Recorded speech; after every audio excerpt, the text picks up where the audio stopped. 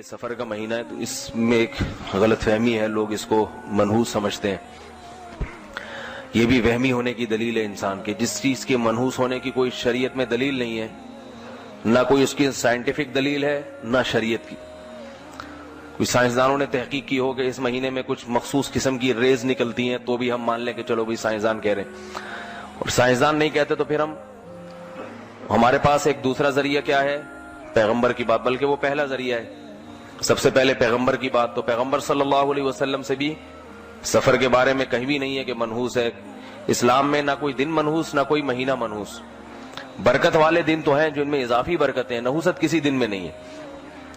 تو اس لیے اس مہینے کو منحوس سمجھنا یہ بدعت ہے، غلط ہے. اور یاد رکھیں جو آدمی وہمی ہوتا ہے اللہ کے معاملات پھر اس کے ساتھ ایسے ہی ہوتے ہیں. تو اس لیے ایک دفعہ ہمت کریں کہ اس مہینے کو منحوس سمجھنا چھوڑ دیں. شیعہ لوگ اس مہینے کو منحوس سمجھتے ہیں، محرم میں بھی شادی نہیں کرتے، سفر میں بھی نہیں. تو ان کو سمجھنے دیں کیونکہ ان کا مسلک ہے. یہ اس زمانے میں انسان نہ اپنے مسلک کو چھوڑے نہ دوسرے کے مسلک کو چھیڑے، نہ ان سے بحث مباحثہ کریں. ان کا مذہب ہے، وہ اگر اس پہ مطمئن ہے تو ٹھیک ہے، ان کو چلنے دیں. آپ سنی ہیں، دیکھو ابھی آپ نے نماز پڑھی شیعہ کے طریقے سے، سنی کے طریقے سے. سنی کے طریقے سے امام بارگاہوں میں جو جمعے کی نمازیں ہوئی شیعہ لوگوں نے پڑھی، وہ کس طریقے سے؟ شیعہ والے طریقے سے. تو آپ نے کوئی جا کے ان کو پریشان کیا کہ یہ تم کیوں کر رہے ہو؟ وہ اس لیے کہ بھائی وہ ان کا مسلک ہے، ایسے ہی کر لیں دے. آپ کا مذہب جیسے تھا آپ نے ایسے پڑھ لی. تو صرف نماز میں نہیں باقی چیزوں میں بھی ہونا چاہیے. ان کا مذہب ہے محرم اور سفر کے مہینے کو منحوس سمجھتے ہیں، اس میں شادی نہیں کرتے. سنی مذہب نہیں ہے یہ. تو آپ ایک مذہب کو فالو کریں نا.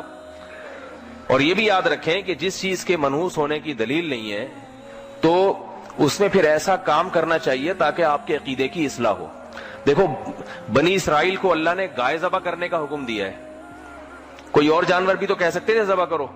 اس کی حکمت بعض علماء نے بیان کی ہے کہ جیسے ہندوؤں میں گائے کو ماتا سمجھا جاتا ہے نا، تو یہ بہت پرانا ہے. گائے کی عبادت قدیم زمانے سے ہوتی آ رہی ہے. تو بنی اسرائیل میں بھی یہ شرک آہستہ آہستہ آنے لگا تھا، گائے کو مقدس سمجھنا. اس لیے اللہ نے حکم دیا کہ صرف اتنا کافی نہیں ہے کہ گائے کو جو ہے معبود سمجھنا چھوڑ دو، اتنا کافی نہیں ہے. بنی اسرائیل تو حضرت موسیٰ پر ایمان لائے تھے نا، تو وہ گائے کو تھوڑی خدا سمجھتے تھے. لیکن اللہ نے کہا اتنا نہیں، اس کو اپنے ہاتھ سے گلا کاٹو، گائے کا ذبح کرو. کیونکہ جس کے دل میں ذرا سا بھی وہم ہوگا نا وہ گلا کم از کم نہیں کاٹے گا، کہیں ایسا نہ ہو گائے ماتا بد دعا دے اور میرے سارا ہی بیڑا غرق ہو جائے. تو اللہ نے کیا کہا؟ گلا کاٹو اس گائے کا، ذبح کرو، گائے ذبح کرو. تبھی بنی اسرائیل نے حیل و حجت کہ دل میں تھوڑا سا کہیں چور چھپا ہوا تھا کہ گائے نہیں بکری کاٹ لیں گے، دمبا کاٹ لیں گے، یہ گائے کا کیوں کہا جا رہا ہے؟ اس کی مثال ہے جیسے کوئی ہندو اسلام قبول کرے، بقرعید کے دن اس کی پہلی کوشش تو کیا ہوگی؟ گائے کے علاوہ کوئی چیز ذبح کر لوں میں، کیونکہ ایک طویل عرصے سے گائے کی محبت اس کے دل میں پیدا ہو چکی. اب آپ پہلے ہی مہینے اس کو کہتے ہیں گائے کاٹو، تو کہے گا ٹھیک ہے گائے کاٹنے سے نقصان تو نہیں ہوگا، لیکن اگر ہو گیا، ہمارے سارے بزرگ صدیوں سے کہتے آئے ہیں گائے ماتا ہے، تو وہ کوشش کیا کرے گا کہ گائے کے علاوہ کچھ بھی کٹوا لو. تو اس لیے اللہ نے کیا کہا بنی اسرائیل کو؟ گائے کاٹنی پڑے گی، بکری نہیں، دمبا نہیں، اونٹ نہیں، گائے کاٹو. تو بنی اسرائیل اسی چکر میں تھے کہ گائے کے علاوہ کچھ اور ہو جائے. تبھی سوالات کیسی گائے ہونی چاہیے، اللہ نے کٹوائی. تو یہ جب تک دماغ سے انسان کے فاسد عقیدہ نہیں نکلتا، جب تک کہ اس کی علاج خود نہیں کرتا. تو محرم اور سفر میں شادیاں کیا کریں، تقریبات محرم سفر میں رکھا کریں. اس سے آپ کے دماغ میں یہ جو خناس بھرا ہوا ہے نا کہ یہ منحوس ہے، یہ دماغ سے نکل جائے گا. باقی کسی دوسرے کے مذہب کو چھیڑنے کی ضرورت نہیں ہے. دفتر میں کوئی شیعہ ہے، اس سے جا کے بحث شروع کر دی کہ تم اپنے دماغ سے یہ خناس نکل، اس کے لیے خناس نہیں ہے، یہ اس کا مذہب ہے، اس کو اس پہ چلنے دیں. سمجھ آ رہی ہے بات؟ اس نے اگر چھوڑنا ہوگا تو پورا شیعہ مذہب چھوڑ کے ادھر آئے گا، نہیں چھوڑنا ہوگا تو ایسا نہیں ہوتا کہ کوئی آدھی چیز چھوڑ دے آدھا ویسے ہی رہے، ایسا نہیں ہوتا. اس کو کہیں تمہیں اگر یہ سمجھ میں آتا ہے تو ٹھیک ہے، تمہاری مرضی. قیامت کے دن تم اگر سمجھتے ہو کہ اللہ کو ہم جواب دے دیں گے تو ٹھیک ہے.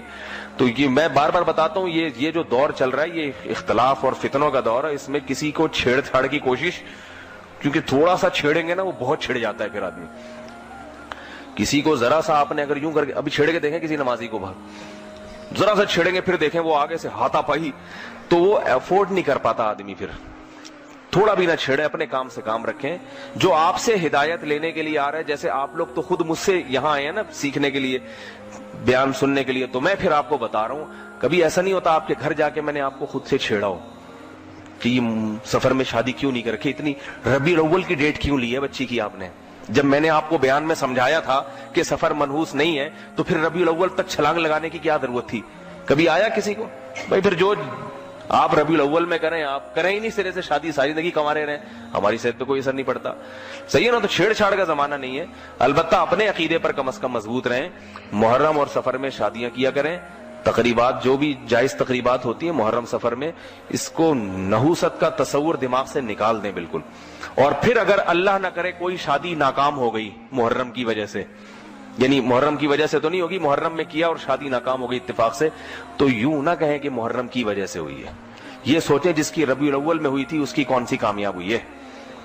آج کل کہاں شادیاں کامیاب ہو رہی ہیں. شادی کامیاب کرنے کے لیے محرم سفر کی بات نہیں ہوتی, اس کے لیے میاں بیوی میں میچنگ اور دونوں کی ماں باپ نے کیا تربیت کی ہے, کیسے, یہ ساری چیزوں کا دخل ہوتا ہے. اس کا محرم یہ سفر سے کوئی تعلق